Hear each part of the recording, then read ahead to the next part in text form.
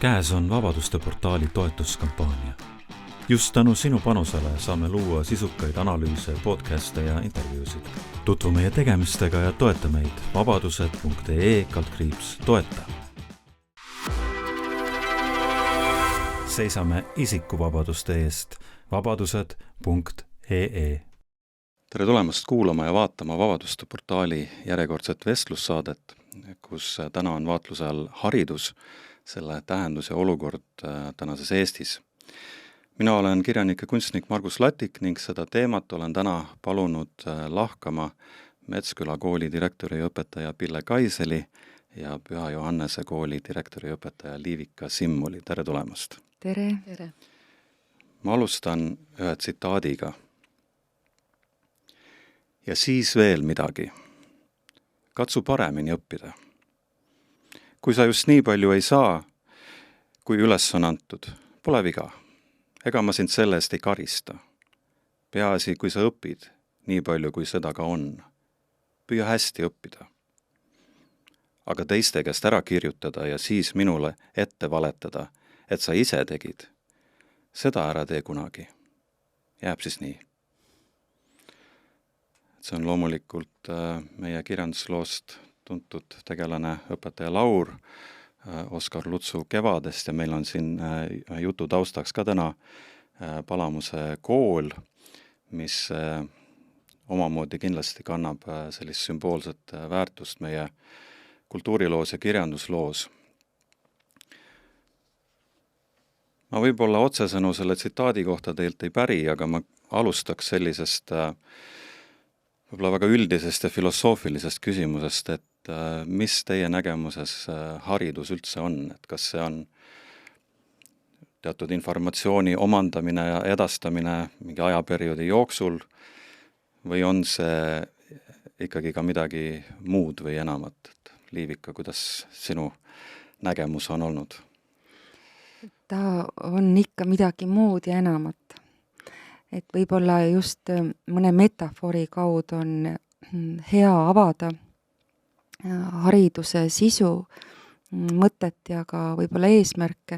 et kas või meie emakeeles, eks ole, harimine, see ikkagi on seotud, eks ole, millegi külvamise, kasvatamise ja siis vilja kandmisega. Et iga inimene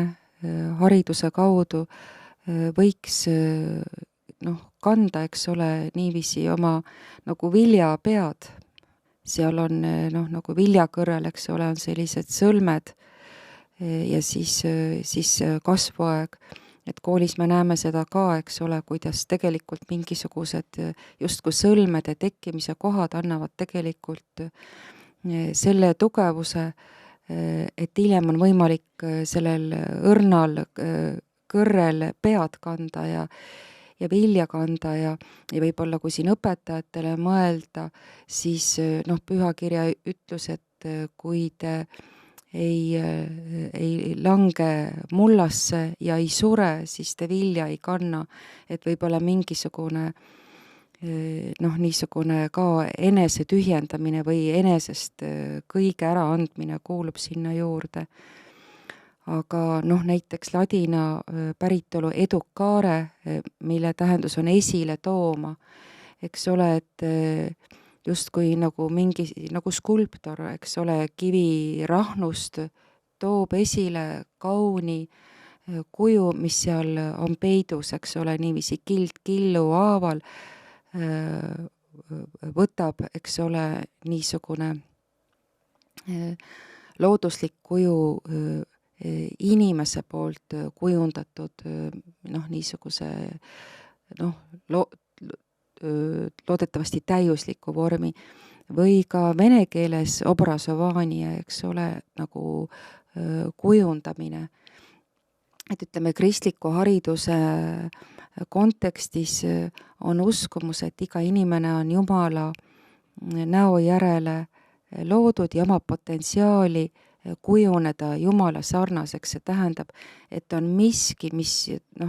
samamoodi võib öelda, on võimalik nagu välja puhastada ja hariduskeskkond kindlasti omab potentsiaali sellele kaasa aidata. Jah, on olnud ju ka neid kuulsaid skulptoreid, kes on öelnudki nii, et ega nemad nii-öelda ei loo seda teost, vaid nad lihtsalt toovad selle välja sealt kivist. Pille, kuidas teie töös, kuidas haridus teie jaoks mõtestub või milline see igapäevane tahumine teie tegemistes on?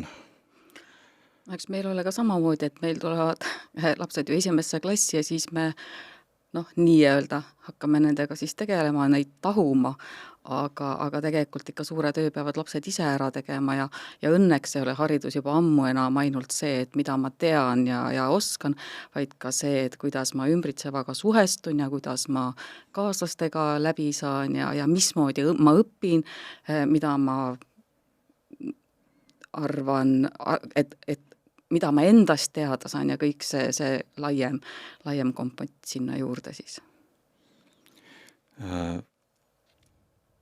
Seda on muidugi hea kuulda, et on neid erinevaid suundi tulnud ka meie haridusse, aga võib-olla siis natukene nii-öelda intrigeeriks, et ikkagi, et kuidas tänane üldhariduskava selles valguses tundub, et kas mina ise muidugi humanitaarinimesena vahel vaatan, et näed, et matemaatikaid on nii palju ja keemiat ja füüsikat ja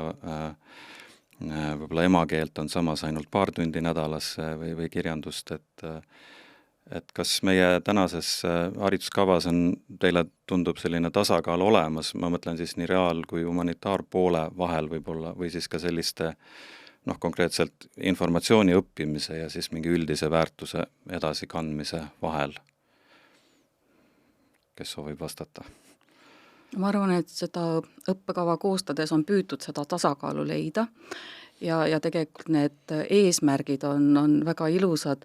ja head, aga praegu veel ma arvan, et koolid ei jõua sellele päris järele, et me oleme ikkagi hästi palju selles vanas kinni, et ikkagi need teadmised on paljuski number 1, et me jõuaksime nüüd nagu ikkagi sinna nende üldpädevuste arendamiseni, et see, et mis sinna ümber käib, et mis inimesest inimese teeb, et sellele rohkem koolis tähelepanu pöörata, et tegelikult see jah, et ma väga loodan, et üsna pea kõikides koolides jõutakse päriselt nende õppekava eesmärkide poole liikumiseni. Liik, olete nõus? Jaa, meie üldpädevustega just selle kooli arenguperioodil intensiivselt tegelemegi, et meil on oma töörühm ja õpiringid ja isegi Erasmuse arendusprojekt, et see on väga-väga huvitav, et just nimelt niisugune nii-öelda see inimeseks olemise toetamine, et sellega me tegeleme ja seda kuidagi niimoodi hästi süsteemi ajada püüame, see on väga-väga huvitav. Ja tegelikult ka mõõdame üldpädevusi, et ma just kuulsin meie kooli psühholoogi käest, kes oli oma ametikaaslastega kuskil vestluses maininud, et meie koolis sellise asjaga tegeletakse ja teised siis koolipsühholoogid olid olnud väga imestunud, et kuidas te veel sellega jõuate tegeleda või midagi sellist, aga minu arust sellest peakski alustama või see on põhiline, et tegelikult ka riiklikus õppekavas nüüd on fookus liikunud ainepädevustelt üldpädevustele, aga võib-olla neid juhendmaterjale ja isegi see, meil on koostöö ka Tallinna Ülikooliga, kes neid üldpädevuste arendamist on eest vedanud, et ega tegelikult see, ta ei ole ka üldse see niisugune nende määratlemine, ta ei ole ikkagi päris selline harmooniline, ta on üpris selline kummaline. Aga võib-olla niisugune tasakaalu otsimine üldse ongi igas elus, ka koolielus üks niisugune piiril või noateral kõndimine, et päris võimalik ei olegi see kunagi, aga vot see millegi niisuguse kindla fookuse poole liikumine, kindel siht aitab seda kõige paremini, seda tasakaalu hoida. Aga näiteks meie koolis ka, ütleme see niisugune vastuolu siis reaalikate ja humanitaaride vahel, see on niisugune nii-öelda nagu põline ja see ikka aeg-ajalt tuleb ka kõige ütleme sõbralikumas kollektiivis ikkagi esile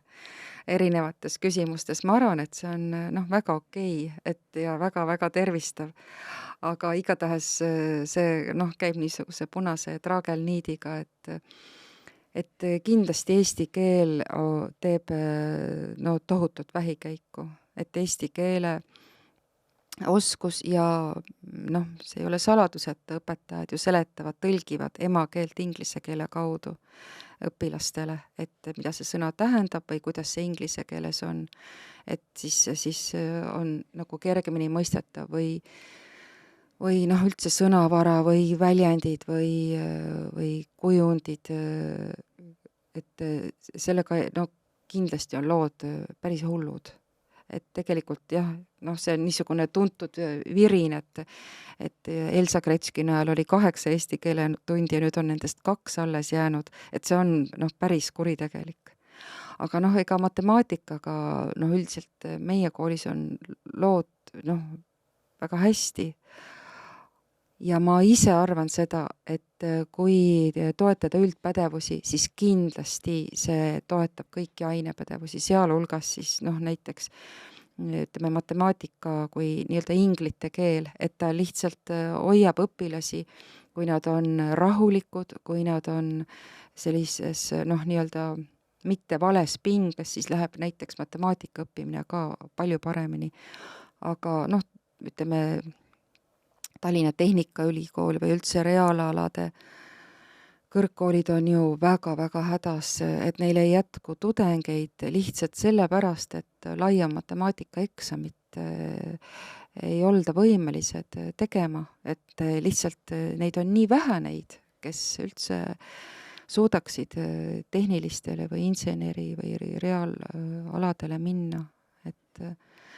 see on niisugune laiem teema selles mõttes, et millised tingimused toovad õpilaste potentsiaali esile, et ma arvan, et tegelikult õpilastes ei ole see probleem, vaid meie keskkond, meie eluolu on läinud selliseks, et niisugune akadeemiline, intellektuaalne või üldse pingutus muutub järjest keerulisemaks. Inimesed on iseendaga nii hädas. No ma mõtlengi, et see ilmselt ei ole mitte ainult või isegi võib-olla mitte nii palju siis koolikeskkonna küsimus, kui meie üldise võib-olla ühiskondliku ruumi küsimus, et ma mõtlesin ka sellisele aspektile, et kuidas ütleme see senine hariduse ülesehitus või viimaste aegade hariduse ülesehitus,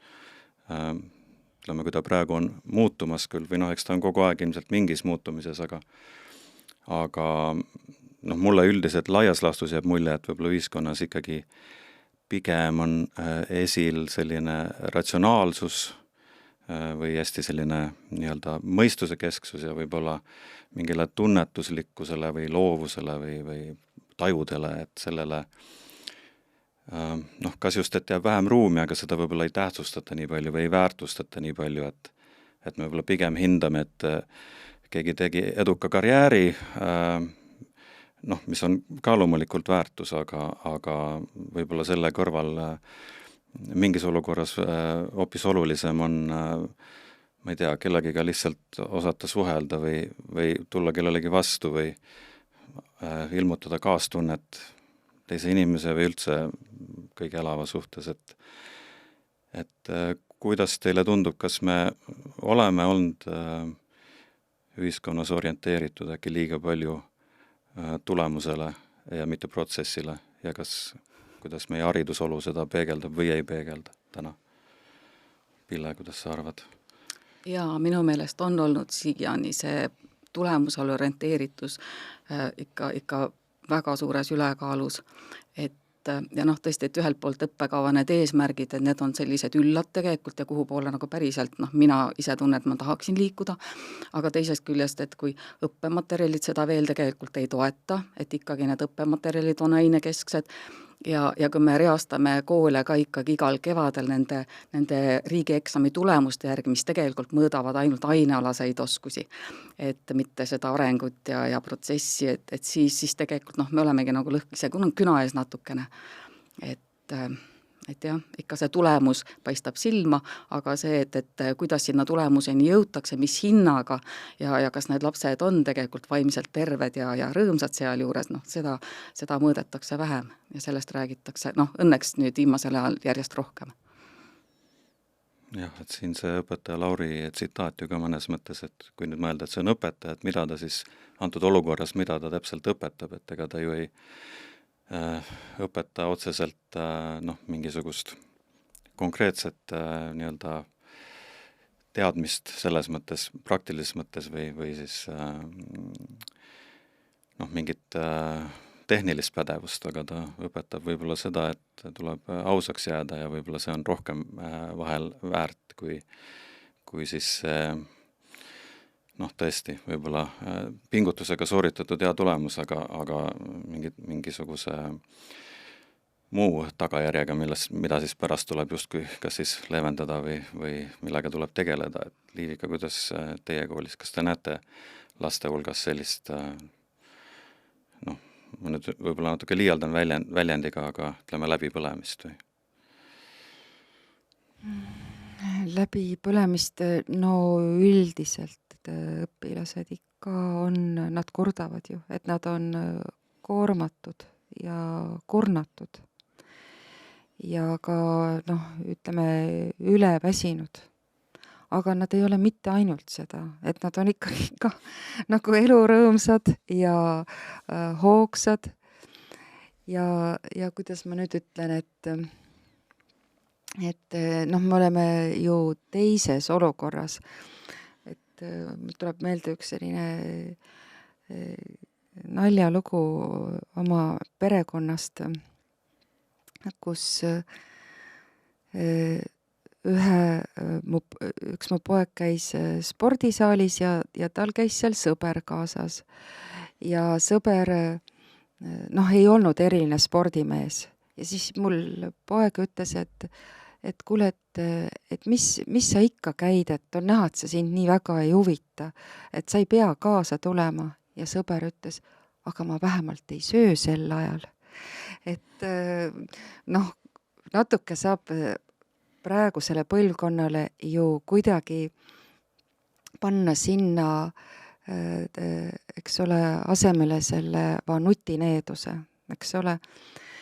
Et nad ise ütlevad ka, et tegelikult on väärt kõik, mida ma teen siis, kui ma ei ole telefonis. Et sageli, kui see aeg on sisustamata ja neil ei ole endal veel seda sellist alget, aktiivset alget midagi luua, et siis kogu aeg käib ju selline peibutus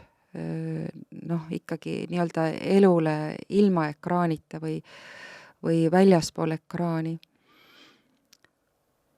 Aga mis seda kõike veel puudutab, eks ole, et meie koolis on hästi selge, et õppimine ja kasvatamine ei ole eraldatavad, et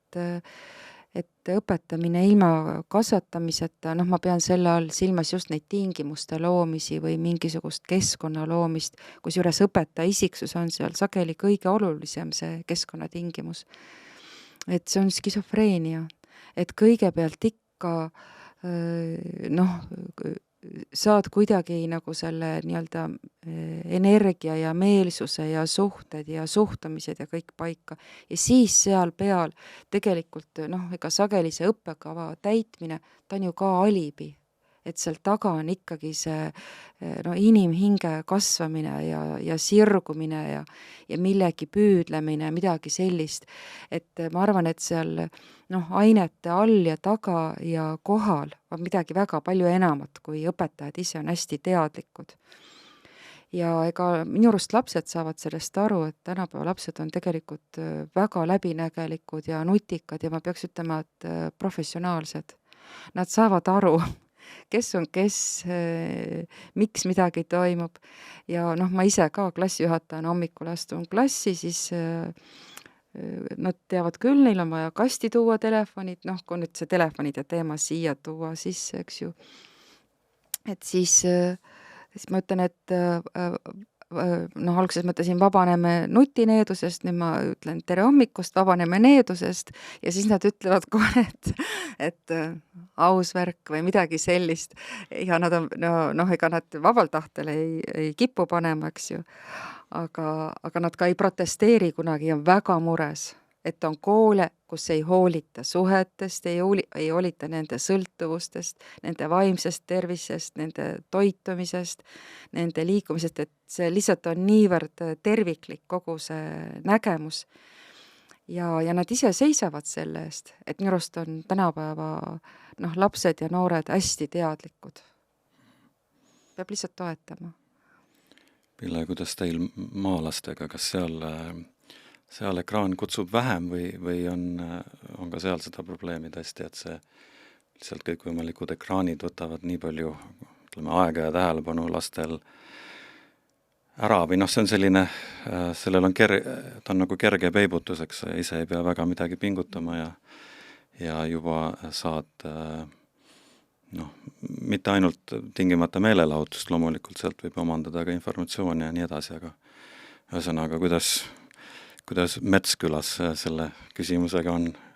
Eks maal peibutavad ekraanid ikkagi täpselt sama palju kui linnas, ega seal vahet ei ole ju. Aga et kui me nüüd oma koolipäeva peale mõtleme, et meil on selline vaikiv kokkulepe lihtsalt, et lastel telefonid võivad olla, aga et nad on koolipäeva jooksul on hääletu peal ja kotis ja meil ei ole ühtegi eraldi kastikest ega kotti, kuhu me neid paneme ega kokku ei korja, et iga laps ise teab, et tal on see telefon lihtsalt ära pandud ja me isegi ei pea sellega väga tegelema, et see on nagu korra öeldud, siis on öeldud ja koolipäevases tõesti lapsed, meil on 2 pikka õuevahetund ja 3 natuke lühem, nii et ega neil ei olegi väga palju seda aega, et selle ekraaniga seal koolipäeva sees tegeleda. Küll aga, et kui nad siis bussi peale saavad ja bussiga kodu poole sõitma hakkavad, siis ma kujutan küll, et seal on päris palju neid ekraane vilkumas. Kas see on mingi asi, mis võib ka pikas plaanis hakata meie haridust pärssima või kas siin on mingi koht, kus mingil määral vähemalt või mingil kujul peaks riik astuma sisse ja ütlema, et koolis on sellised reeglid, et näiteks te võite nüüd öelda, kas see info vastab tõele või mitte, aga mulle just hiljuti sattus ette selline info või teadmine, et eelmisel aastal põhikooli lõpetajatest 23% ei ületanud miinimumlävendit, et Liivika, sa ütlesid ka, et ütleme, tehnikakõrgkoolid ei leia piisavalt tulijaid, samas emakeele olukord samuti ei ole kiita koolides, et ma nüüd muidugi ei oska siin tõmmata otsest seost, et see protsent on nüüd, ma ei tea, nutinduse või mille pärast täpselt, aga kui laiemalt mõelda, kas kõigi nende ekraanidega on mingi küsimus, kus peaks ühiskond võtma laiema seisukoha või kuidas teile tundub? Ma usun, et see on väga tugev mõjutaja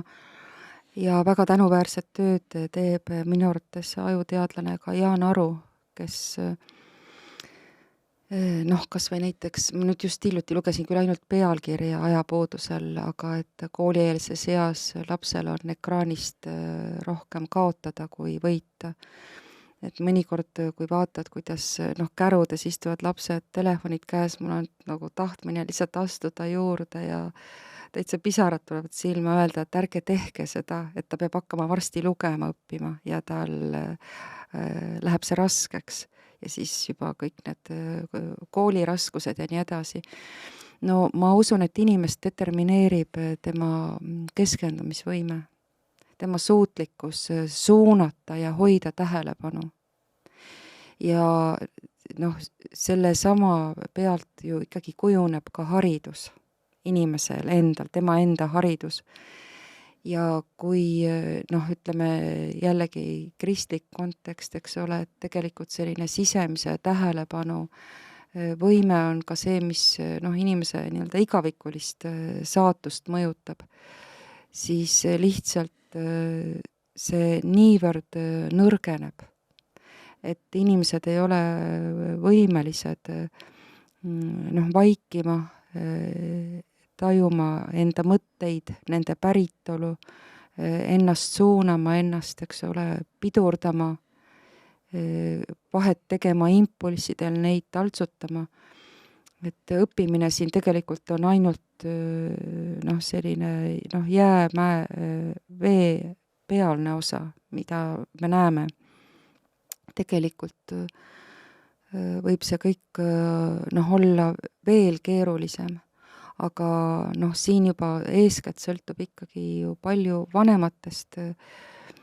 et ega sinna telefonide, kuni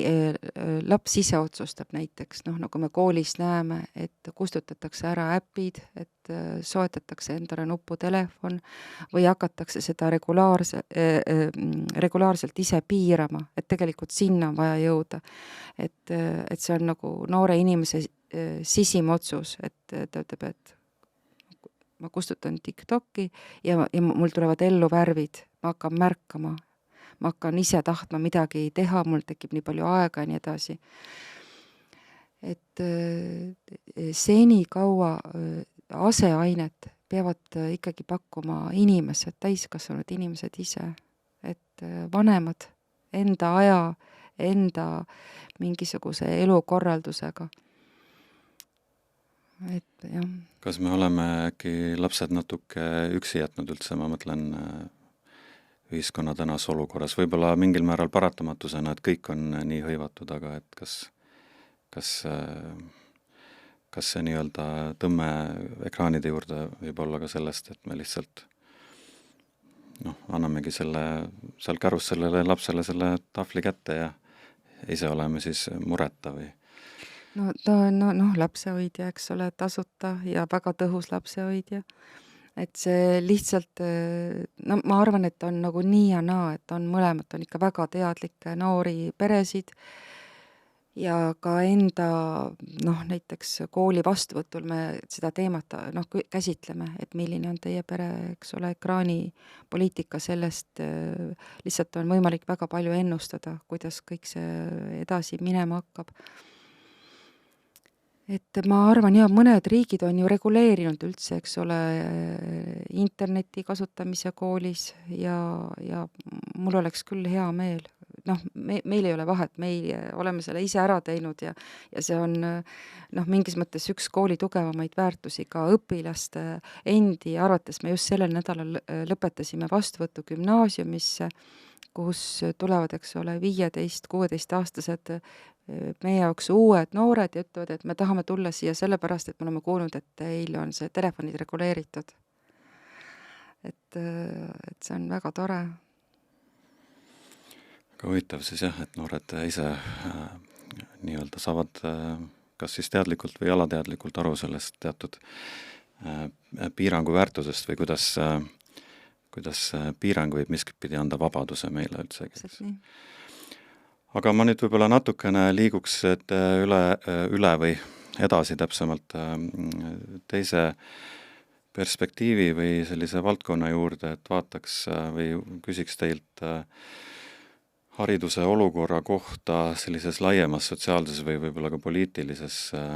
plaanis või kontekstis. Ja ma võib-olla küsiks kuidagi nii, et nii palju kui mina märkan, et üldiselt ikkagi meil meedias ja ühiskonnas on, räägitakse ikkagi, et haridus on väärtuslik ja enamasti ollakse nagu uhked meie haridustaseme üle, aga kuidas teie koolijuhtidena tunnete või tajute, et kas te päriselt ka tunnete riigi tuge oma tegevuse taga või on see rohkem selline loosung? Võib-olla kõigepealt Pille adresseeriks selle küsimuse teile, et teie kooli puhul on ju nii-öelda me teame seda lugu, et vähemalt omavalitsuse tasandil mitte ainult siis nii-öelda võim mitte ainult ei toetanud, vaid oli otseselt vastu justkui koolile. Minu jaoks oli väga arusaamatu või kummaline olukord, et kool, mis on aasta kool, siis tuleb järgmine aasta ilmtingimata kinni panna. Et kuidas see olukord siis kooli poolt või kooli juhtimuse poolt vaadates on või mis oleks üldse see, mida võib-olla kool ja koolisüsteem riigisüsteemilt või riigilt ennekõike vajaks, et kas see on see raha või on see suurem kaasatus või lihtsalt ärakuulamine või võib-olla midagi veel kolmandat, neljandat. Ville, kuidas sa vastu kajaksid? No sellist moraalset toetust riigi poolt ehk siis haridusministeeriumi poolt tegelikult me kogesime ja ka mitte ainult haridusministeeriumi poolt, vaid ka ju meie vabariigi president käis Metskülas isiklikult kohal, nii et tegelikult nagu selles mõttes riigi toetust me tundsime küll päris tugevalt terve selle möödunud õppeaasta jooksul. Aga muidugi ennekõike on kooli pidamiseks ikkagi ressurssi vaja, rahalist ressurssi ja kui raha ei ole, siis on väga keeruline nagu üldse midagi ette võtta, selge see, et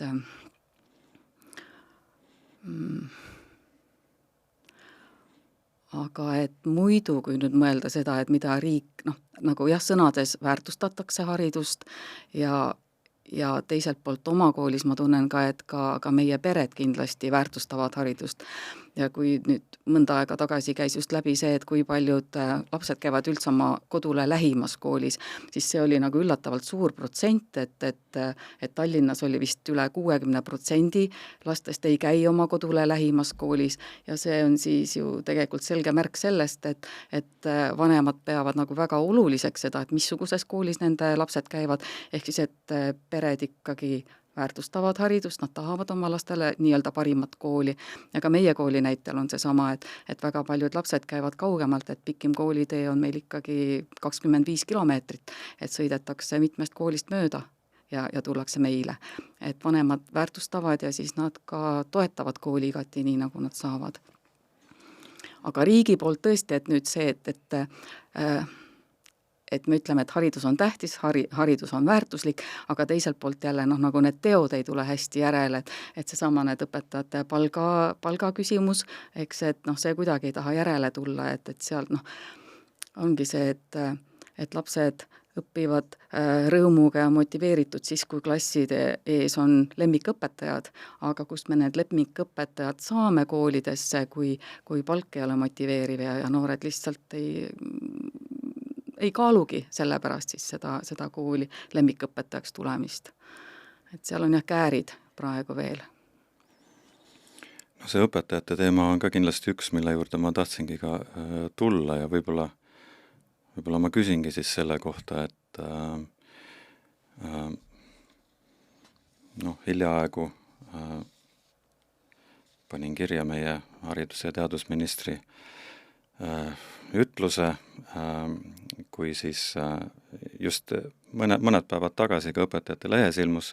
intervjuu temaga, kus ta ütles, et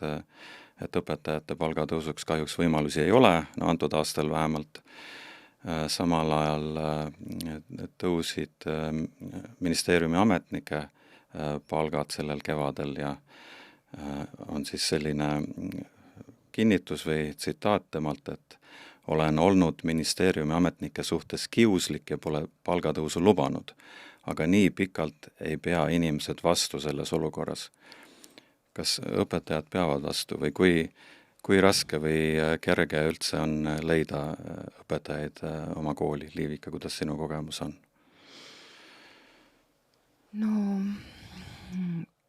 Hiljuti just sain, üks inimene kirjutas, tuntud ja tugev inimene küsis tööd ja mõtlesin, et meil õnneks või tema kahjuks on kõik ametikohad täidetud praegu ka prognoosi kohaselt sügiseks, et ta ütles, et see on küll üks imelugu, aga nii see on. Et ma olen Pillega kõiges nõus, see valdkond on alarahastatud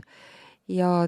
ma ise koolipidajana tunnen ka kogu aeg, lihtsalt see mudel on üks ja seesama, eks ju, meil kõigil, et ikkagi on niisugune kuritarvitamise õhku, lõhn on õhus, et õpetajad annavad endast väga palju ja sa ikkagi tead seda, kuidas nad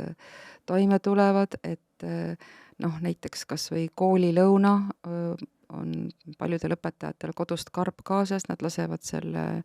mikrolaineahjus soojaks, sellepärast et ikkagi iga sent on arvel. Et ja noh, kõik need, kuidas õpetaja kalkuleerib ja mingisugused lisateenimise asjad tegelikult on nagu hästi ebameeldiv pinge sellest endal ja noh, meie ikkagi nüüd ka astume selliseid samme, et parem ärme muud luba, aga püüame õpetajaid ikkagi võimalikult hästi meil hoida, aga ma arvan, et see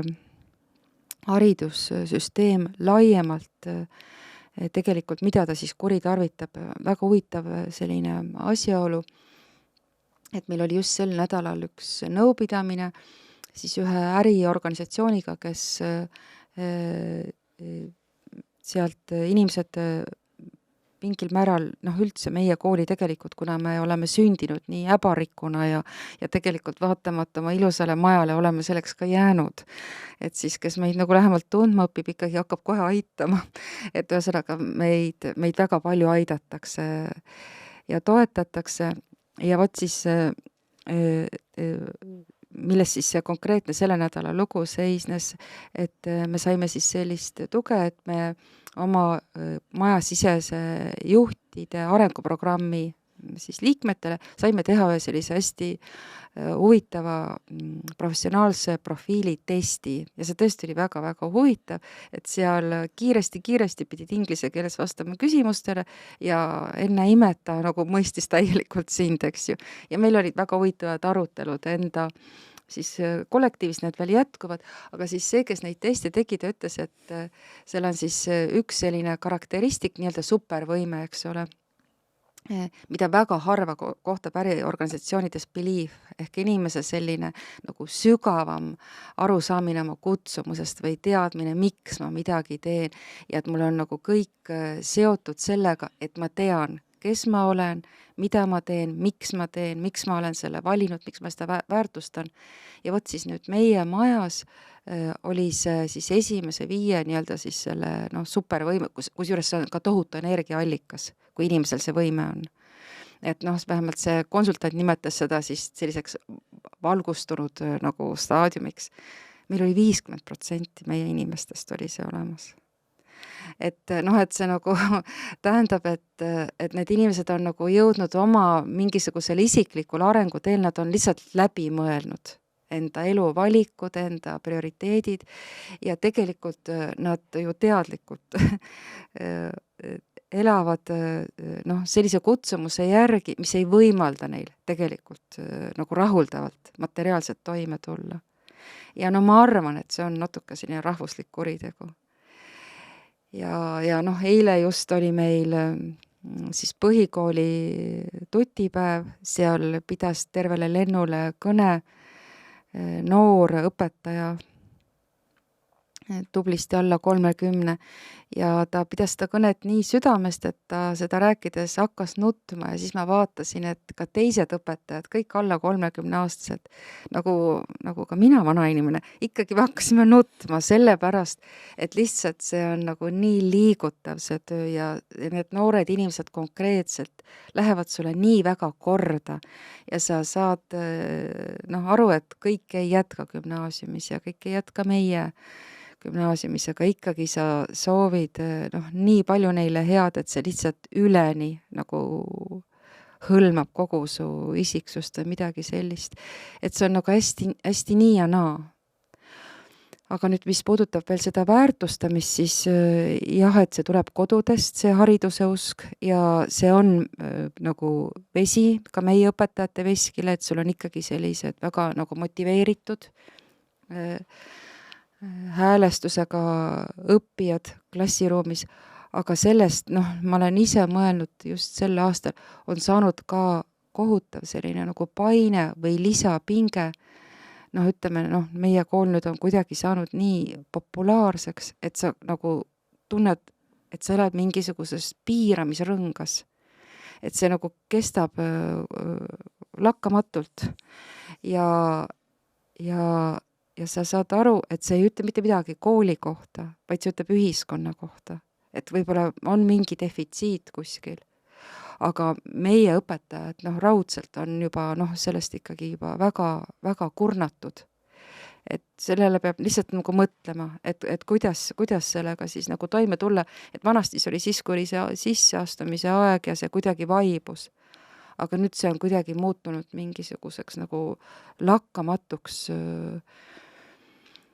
nagu pressiks ja just inimesed, kes selle eest võib-olla nagu vastutavad, ma mõtlen seal kooliosa juhid ja isegi seal võib-olla administratsioon, kes suhtleb, eks ju, nagu sisse tulevate kõnede ja kirjadega. Et see on ausalt tohutu press ja pinge. Ma arvan, et kindlasti on defitsiit üks asi, mis selle taga on. Pille, kuidas maakoolis, et siin tänaseks vestluseks aega otsides ka te ütlesite, et enda töögraafik klassi ees on samuti tihe, et kas see on sellest, et lihtsalt nii meeldib olla lastega või lihtsalt on keeruline leida õpetajaid sellises kohas või koolis? Ja mulle meeldib klassi ees olla, mulle meeldib lastega töötada kahtlemata aga see on kuidagi kujunenud niimoodi, et kui ma alustasin rohkem kui 20 aastat tagasi Metsküla koolis, et siis see kool oli nii väike, et siis koolijuhi tööülesannete hulka käis õpetamine ka nagunii ja see on siis jäänud niimoodi ikkagi, et ja ma olen nüüd ikkagi rohkem olen olnud ikkagi õpetaja, suurema koormusega õpetaja kui koolijuht. Aga meie kooli puhul ei ole probleem olnud õpetajate leidmine,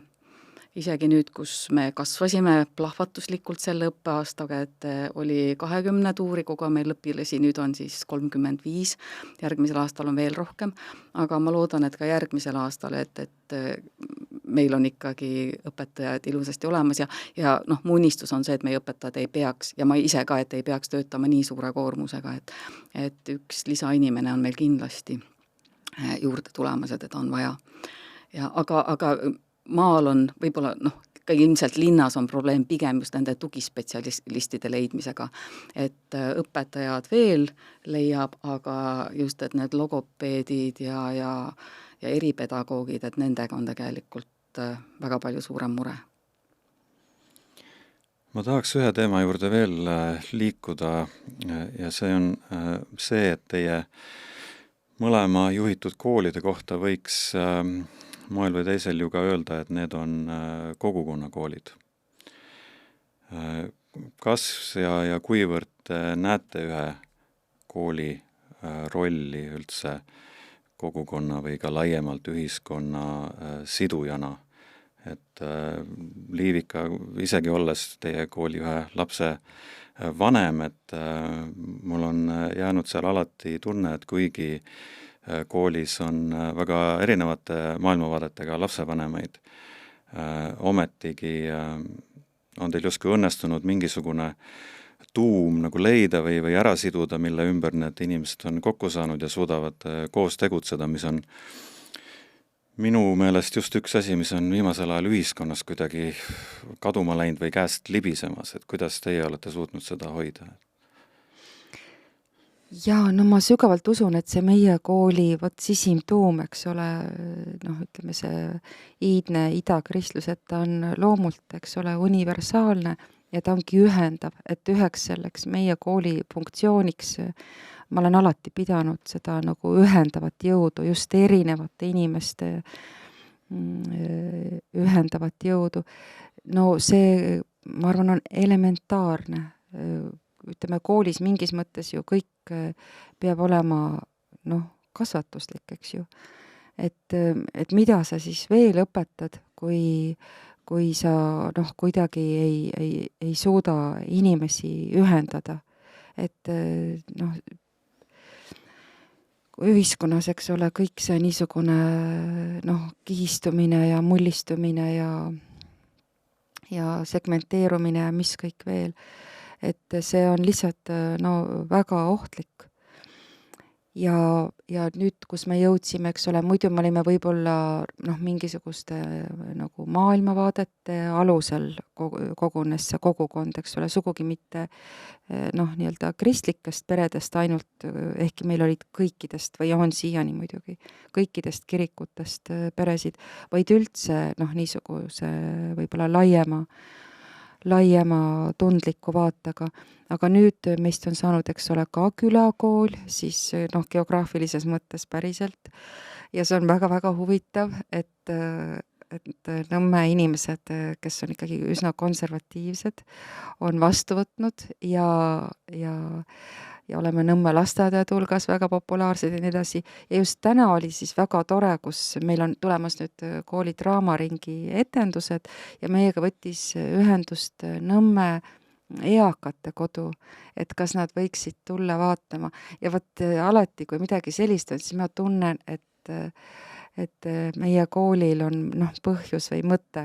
Et ka see, et me ikkagi sellisel imekombel saime sellise oma maja, et kuigi me veel palju aastaid maksame iga kuu 50 000 eurot laenumakset tagasi selle eest, siis ikkagi ma usun, et see maja on seetõttu, et ta oleks võimalikult avatud, võimalikult paljudele inimestele. Muidugi meil on seal ka omad igasugused, eks ole, kriteeriumid ja piirangud. Aga lihtsalt nüüd juba, ütleme, see kooli sisu on mõjutanud ju seda mateeriat. Nii, et väga palju inimesed astuvad sisse ja ütlevad, et vot nad midagi kogesid, mida nad vajavad. Ja minu väike, eks ole, lihtne blond peake ütleb, et mida rohkem inimesi ütleb, et seda on vaja, seda paremini meil ju ka läheb ja nii on elu näinud, et ikkagi tuleb hästi avatud olla ja võimaldada seda, mis meile on osaks saanud, ehk et kasvab see, mida sa jagad, mida rohkem sa välja annad, seda, mis sulle on osaks saanud, seda rikkamaks muutud ise. Meie kool on küll puust ja punaselt selle selgeks teinud. Me peaks saatma valitsejaid kooli tagasi. Järgmine nädal tulevad meile Riigikogu liikmed külla. Tuleb neile õpetada. Pille, sa juba mainisid ka, et Metsküla kooli käib ka lapsi kaugemalt selles mõttes, kellel oleks tegelikult mõnda teise kooli lähemalgi käia, aga ometigi kas siis lapsed ise või vanemad on otsustanud, et nad tahavad just sinna tulla, et kuidas teie tajute kooli rolli ühe kogukonna keskmena?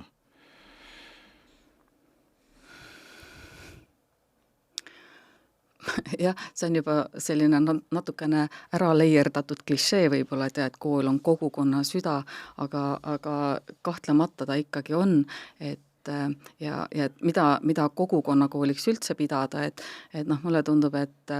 seda loosungit, väga paljud koolid ütlevad, me oleme kogukonnakool, aga kuidas seda mõõta, et kas me oleme kogukonnakool või ei ole, et minu arvates on seal väga üks sükene võtmenäite on, et kui lapsevanemad aktiivselt ikkagi satuvad kooliellu osalema ja koolimajas käivad ja et nad tõesti on kogu aeg olemas, et see side perede ja kogukonnaga on nagu pidev ja täiesti olemas, et ja see meie puhul kõik kehtib, et tõesti, kui meil on lastevanemate koosolekud näiteks, siis on osalus 100%, et kõik pered on kohal, et ja see on nagu minu jaoks üks see näite, et ja tegelikult me oleme ikkagi kogukonnakool küll, et pered päriselt hoolivad sellest, et mis me teeme ja neid huvitab see, mida koolis tehakse. Ja laiemalt natuke, et meie kogukond ei ole ainult see Metsküla küla seal, vaid et see on ikkagi väga suurem piirkond, nii et tegelikult oma kogukonna meil moodustavad loomulikult pered, kes meil praegu on, aga ka vilistlased, vilistlaste pered, et ja üldse kõik need, kes nagu meile kaasa elavad ja meid toetanud on, tegelikult me tunneme neid ka nagu kogukonna osana. Nii et tegelikult see ring on palju-palju laiem ja seda, et kui olulised me oleme selle piirkonna jaoks, võib-olla üks näite on ka see, kuidas me tähistame Eesti Vabariigi sünnipäevasid Metsküla rahvamajas, et sellel aastal 2025 oli meil seal ligi 200 inimest. Et noh, ma ei tea, ta ei ole kunagi Metskülas käinud, aga see rahvamajakene on meil seal tilluke ja see oli tõesti puu püsti täis niimoodi, et sõna otseses mõttes inimesed ei mahtunud ära. Et see oli väga oluline, et see on jälle, et kool toob inimesed kokku niimoodi ja mitte ainult üks kord aastas, vaid ikkagi rohkem kordi. Aga see vabariigi aastapäeva pidu on tõesti nagu selline, mis on aasta tippsündmus siis meil. Võt, ma ütlen, me oleme sama asja vaadanud meie jõuluõhtu kohta, et nüüd juba nendes eelmistes koolimajades, aga praegu ka, see ei ole ju väike maja, aga et meil on kooli jõuluõhtul täpselt Petlemma tunne, sellepärast, et seal on lihtsalt puu püsti see täis ja kui me vaatame, siis seal on nii palju ka täitsa võõraid inimesi, kes ei ole tõenäoliselt tulnud lihtsalt uksest, vaid kaasa. Et seal on siis sugulased ja tuttavad ja see on väga-väga huvitav, et ühel hetkel me saimegi aru, et meie õpilaste ülesanne on ikkagi seda jõulurõõmu jagada. Et me valmistumegi külaliste tulekuks, mitte ise ei tähista neid jõule. Ja see on tegelikult väga-väga liigutav, et võib-olla paljud inimesed, muidugi meile ka sellist tagasisidet antakse, et see ongi meie nagu jõuluaja tippsündmus. Et et nii palju siis kogukonnast. Ma võin kinnitada tõesti, et kui ta tead kohta saada, siis tuleb tulla varakult ja ma võin ka öelda, et mina olen Metskülas käinud, et ma ei ole küll selles koolimajas sees käinud, aga mu enda lapsepõlv palju möödus Lihula kandis ja et ma seda koolihoonet tean küll vähemalt väljaspoolt. Et seda muidugi ma jäin mõtlema, et teistpidi annaks seda nii-öelda küsimuse tõstatada ka vastupidi, et ühest küljest ju see näitab kooli väärtust, kui tõesti lapsed on valmis käima ka kaugemalt lihtsalt, et nad näevad selles konkreetses koolis suuremat väärtust. Aga teie olete alles, aga meil on ju viimastel aastatel ka päris palju pandud ikkagi kinni väiksemaid koole või maakoole, et mulle ei ole jäänud nagu tunnet, et sellele on rõhku pandud või et mingis mõttes võiks ju ikkagi lapsel vähemalt, ütleme, algkoolis see kool võiks ju ideaalis, ta võiks olla ikkagi tema kodu lähedal pigem, eks, et või vähemalt see on minu mõte, et ta ei pea kuhugi kilomeetrite taha sõitma kohe. Kas ma olen kuidagi ülekohtune või oleme me olukorras, kus millegipärast neid väikekoole justkui väikekool on siin võib-olla tinglik nimetus, aga et neid niimoodi ei hinnata või ei panustata sinna, et neid ikkagi hoida alles, sest me siin rääkisime ka, et haridus, mingis mõttes haridus on kogu meie ühiskonna ja kultuuri alus, et kui see läheb selliseks väga hajali, et on mingid sopikesed siin ja seal ja kuskil on siis pikk järjekord ukse taga, et ühesõnaga ma ei teagi, mis küsimus on täpselt, aga kas teil olete te seda märganud või kuidagi tajute seda probleemi? Kahtlemata on see probleem, et väikesed koolid kinni pannakse, et juba kui arvestada selle meie nii-öelda regionaalpoliitikaga, siis tegelikult meie riigi huvides on, et igal pool üle terve maa oleks ikkagi asustus olemas ja väikesed koolid või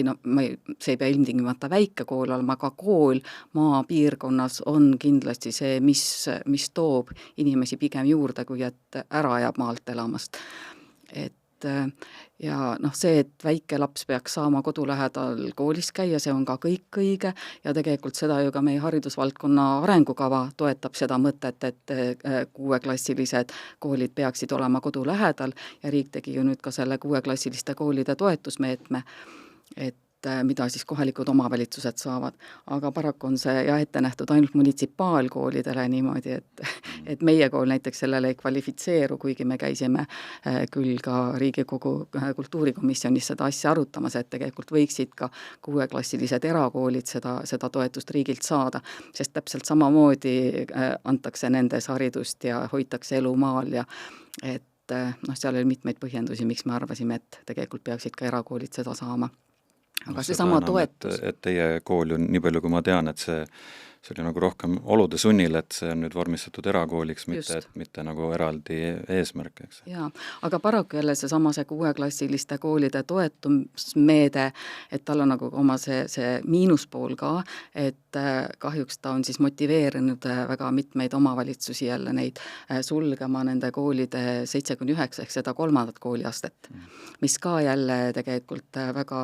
väga mitmete piirkondade puhul ei ole õigustatud, et meie valla näitel ka tegelikult, et meil on seal 2 kooli, et Varbla ja Koonga, mis on keskustest ikka väga kaugel, et Lihulasse on umbes 40 kilomeetrit, bussiliiklust ei ole, et sealt võeti praegu ära see 7-9,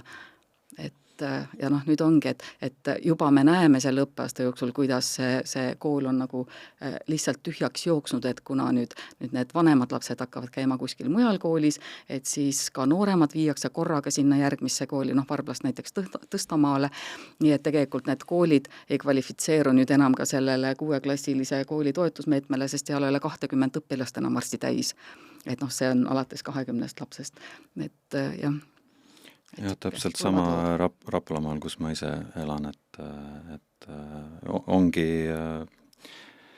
mõned 6-klassilised koolid läinud kinni, kuna tõesti siis, kui vanemad lapsed on kaugemal, siis juba teised käivad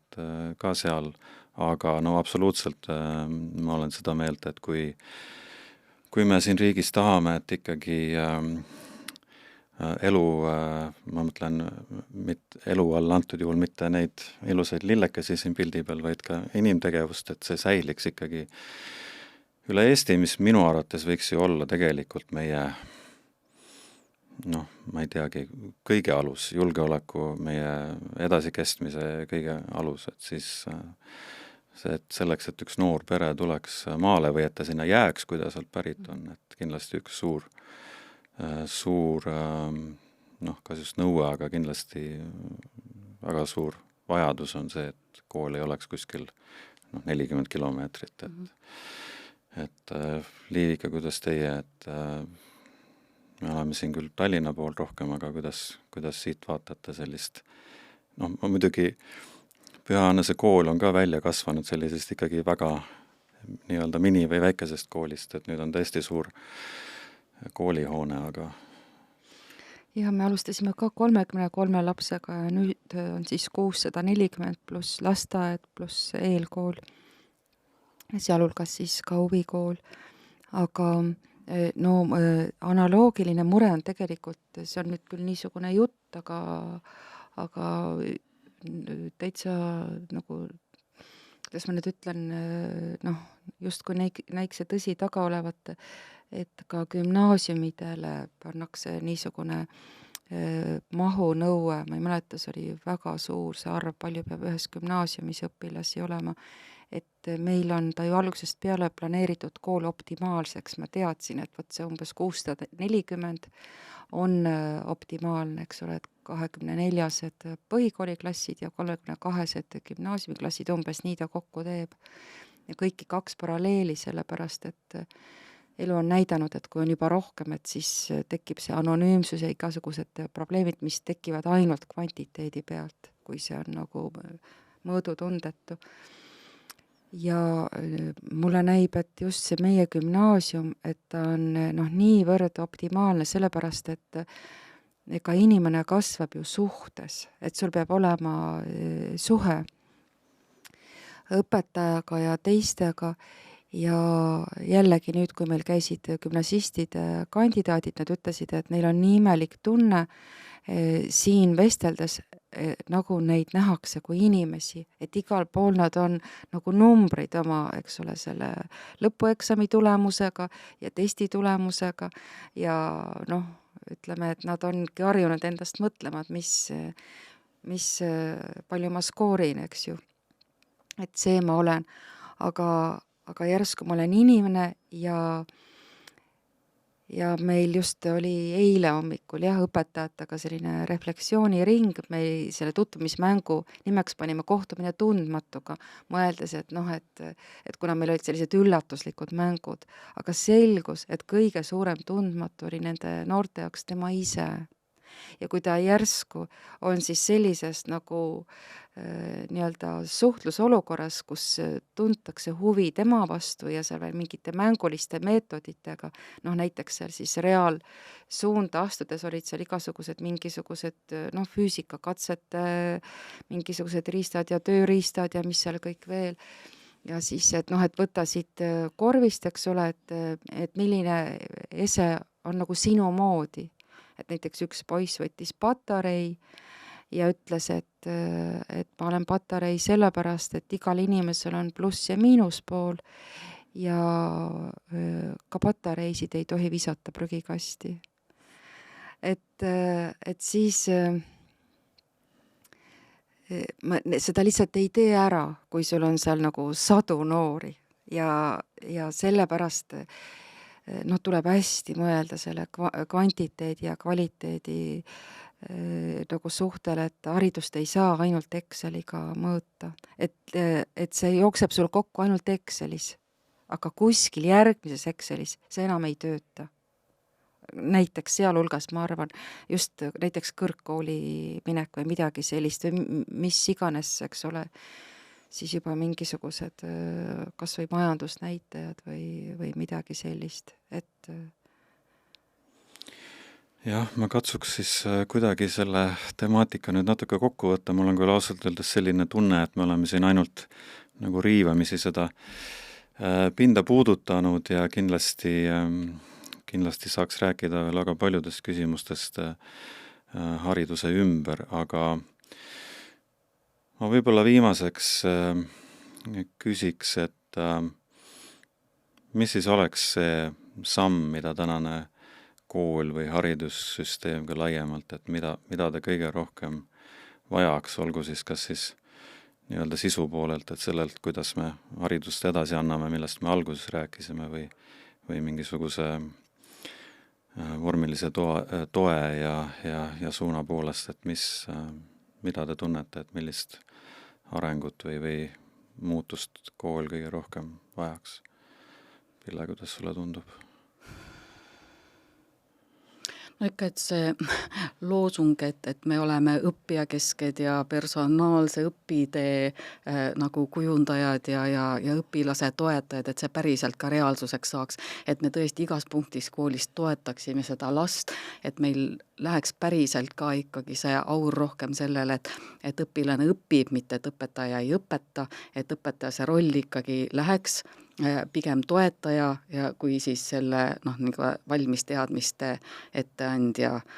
et see on nagu eilne päev, et tegelikult ikkagi et kui me jõuaksime sinna, et lapsed peaksid ise seda teadmist nii-öelda genereerima, ainuke asi, et see võtab nii palju aega. Et siis jälle, et kui praegu ongi see, et mingi õppekava maht on ja õpikud, õpetaja on ikka selles õpikus väga palju kinni paljudes koolides. Ja teine asi on, mis praegu meie õpetajad kindlasti vajavad hästi kiiresti seda tehisaru teemalisi koolitusi, et sellega me oleme vist juba natukene õpilastest maha jäänud, et see on üks teema, millega tuleb väga kiiresti tegeleda ja mitte ainult, et gümnaasiumi tasemel, vaid tegelikult ikkagi väga palju nooremate lastega, et juba seda, et neid suunata nagu seda tehisaruga kasutama teadlikult ja vastutustundlikult ja mitte. Ja õpetajate puhul see tähendab kindlasti ka seda, et need ülesanded, mida me lastele anname, need kindlasti peavad nüüd muutuma hoopis teistsuguseks kui seni. Liivika, kuidas sa näed? Ma kõigepealt vastaks väga labaselt, et ikkagi on valdkond alarahastatud, et kindlasti tuleb see õpetajate palgateema ehk siis kogu see nagu mudeli suurem jõustamine, et see ei ole naljaasi, aga kui ma midagi saaks muuta, siis ma kõigepealt võib-olla just vanema haridust toetaks vanemlikku teadlikkust, kuidas oma perede elusid hoida ja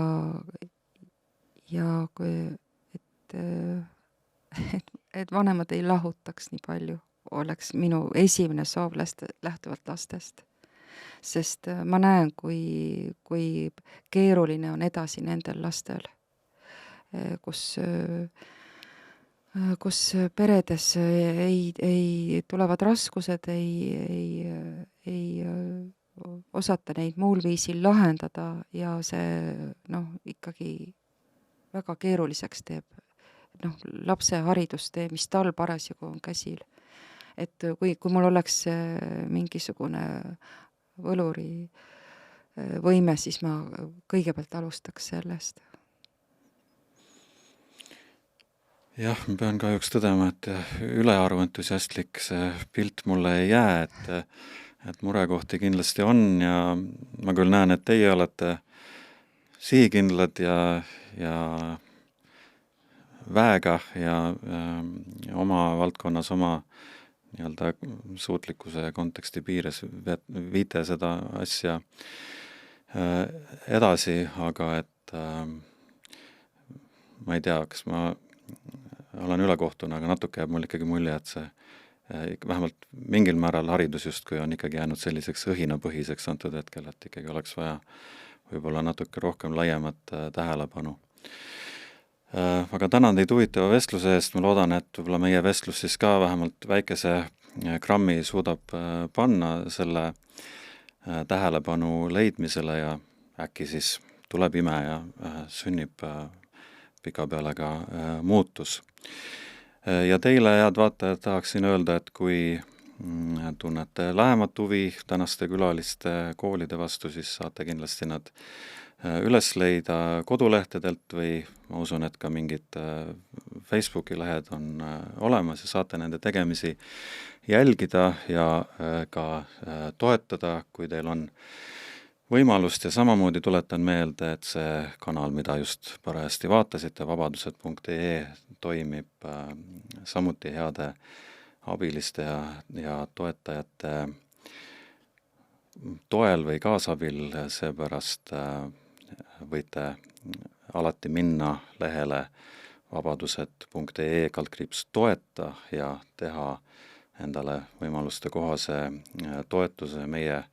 tegevuse jätkamiseks, et saaksime ka edaspidi selliseid vestlusi ja arutlusi pidada. Liivika ja Pille, soovin teile ilusat kooliaasta lõppu ja ikka tuge ja armastust teie töös. Aitäh! Aitäh! Aitäh!